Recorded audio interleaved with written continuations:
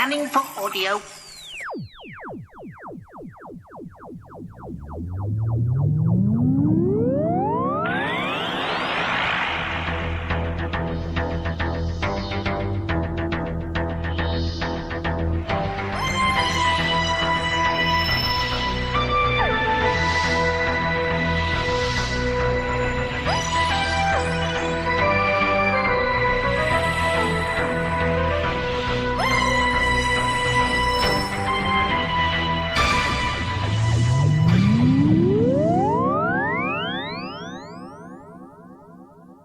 Hello, welcome to another Tin Dog podcast. Again, not talking about Doctor Who, or continuing the Ulysses 31 Odyssey. And trust me, I've not forgot about that.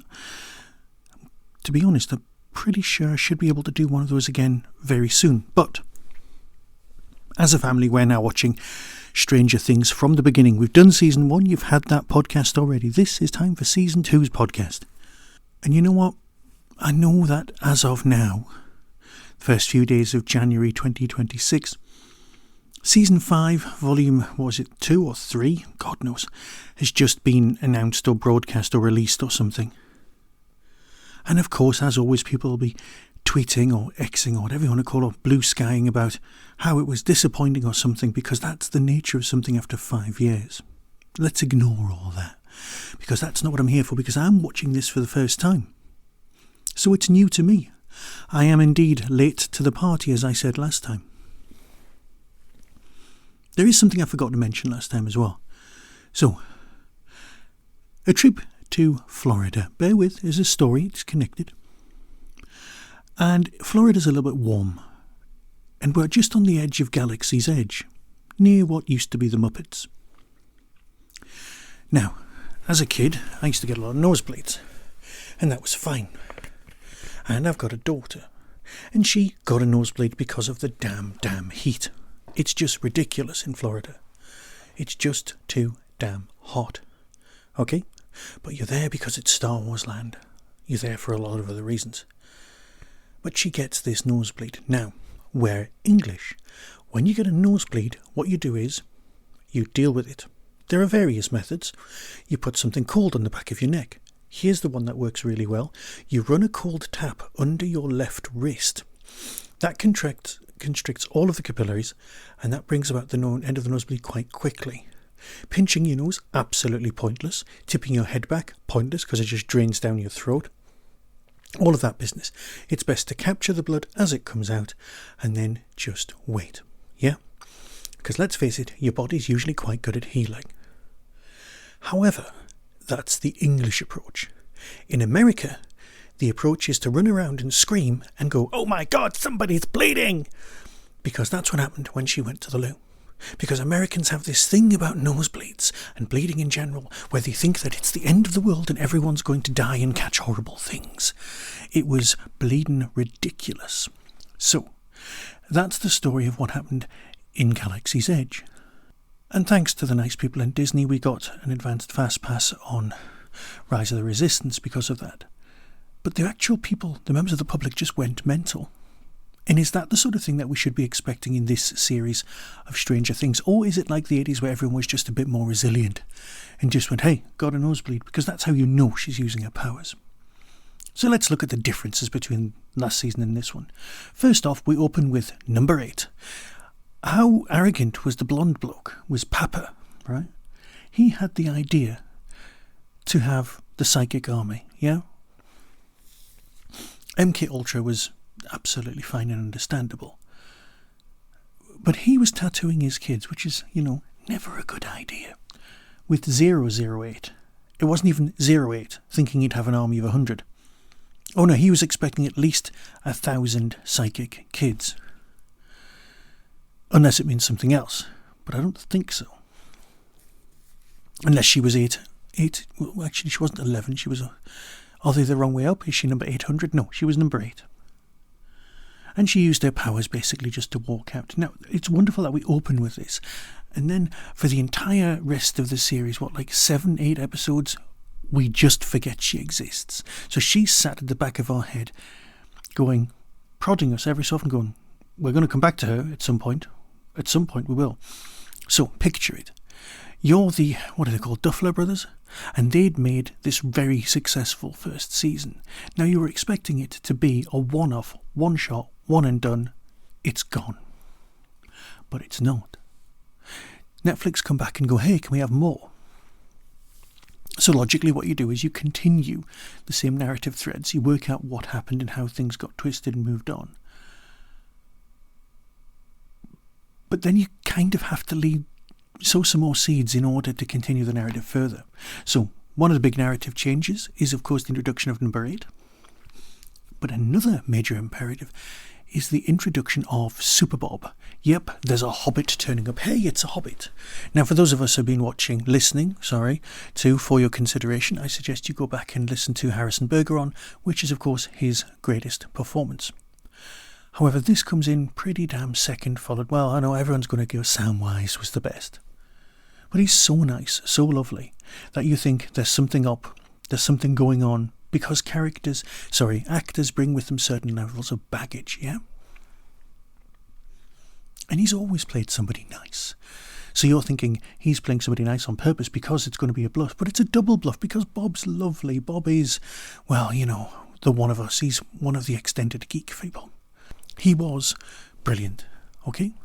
So we've got him as a new character. But of course, the most important brand new character is the bloke out of Aliens. Yep, it's the guy. Oh, here's another story from the past. We're at an all-night film show and the film Aliens is part of it. And it's one of those audience participation things. And this was one of the few times I've ever got a great laugh.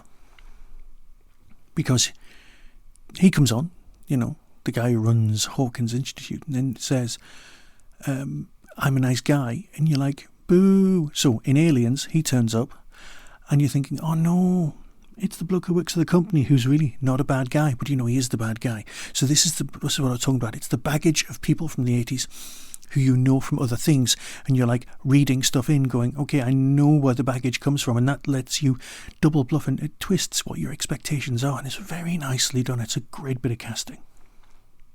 Because if he turns out to be a nice guy, you're just going, hey, good acting. And if he turns out to be, a villain, you can go, hey, I was expecting that all along. It's great. So you're never quite sure where you stand with him.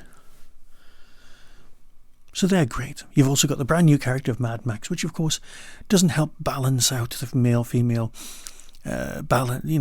levels in the TV show. But you've got her character turning up, and she's very, very well developed and great. And you think there's always something dodgy going on with her and her brother, and the brother's just an awful character.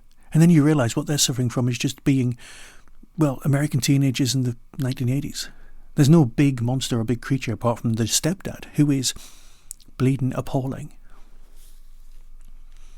He's only in one scene and manages to nail it perfectly. So then you've got other things. You've got the National Astral Projection in the warehouse. You've got some lovely stuff. But you've also got what do you end up with? The Demogorgon dogs. And of course everyone's just going, oh, it's D'Artagnan because he's the one thing that came out of Will's nose at the end of the last series. That makes sense, except there are so many more of them. I might have missed what we're calling the big bad creature, spidery, shadowy thing. The Mind Flayer, I don't know, because that's much more looks like Cthulhu kind of thing going on.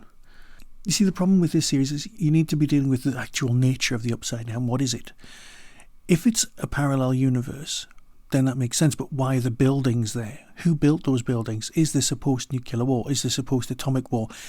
Alternative timeline that they're switching between the two? Or is this some sort of parallel dimension that lives within us and it's trying to ooze through? And yet another example of the hive mind, which seems to be very popular in sci-fi at the minute.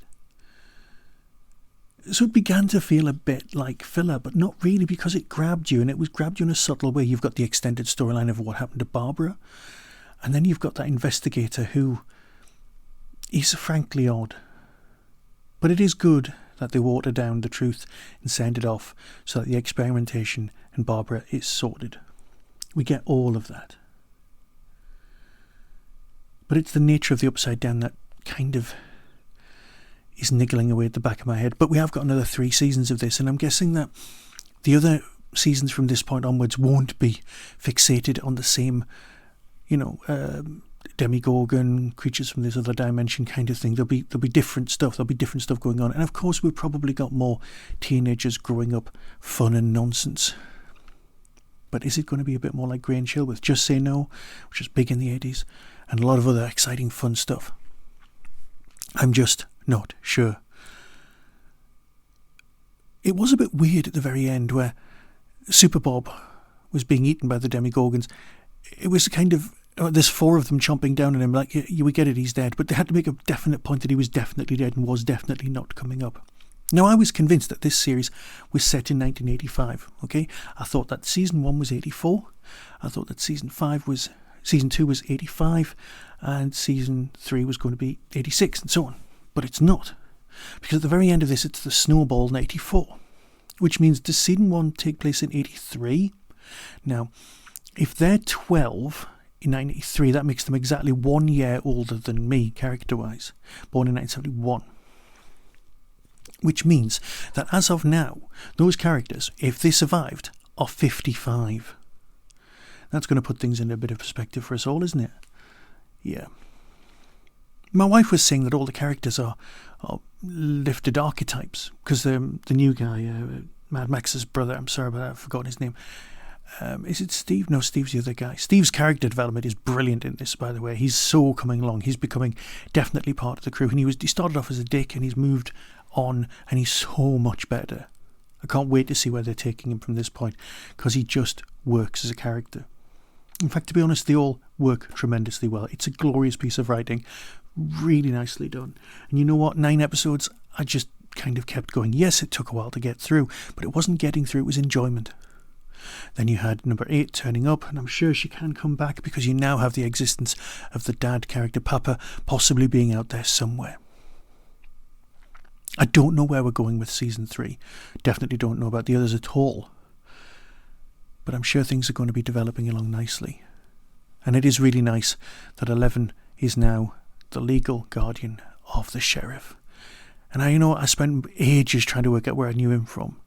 And of course, he's the dad out of the Thunderbolts. Or whatever the new Avengers is called. Right. I'm going to go now and probably watch season 3. I'll obviously do some more Doctor Who and Big Finish reviews in between, and a bit of Ulysses. And you know what? As I said last time, I wasn't enjoying Doctor Who, apart from Big Finish. And this is so much more fun. I'm enjoying brand new programmes and having a chat with you. So until next time, I'm glad you all had a happy new year. And here's a 2026 being a lot better. Be seeing you. That was the Tin Dog Podcast. All topics discussed are the intellectual property of the copyright owners. No infringement is intended. Why not follow the show on Blue Sky at tindogpodcast.bsky.social. If you've enjoyed this podcast on YouTube, please click like and subscribe. To contact the show, email tin-dog@hotmail.co.uk. The Tin Dog Podcast is a founder member of the Doctor Who Podcast Alliance.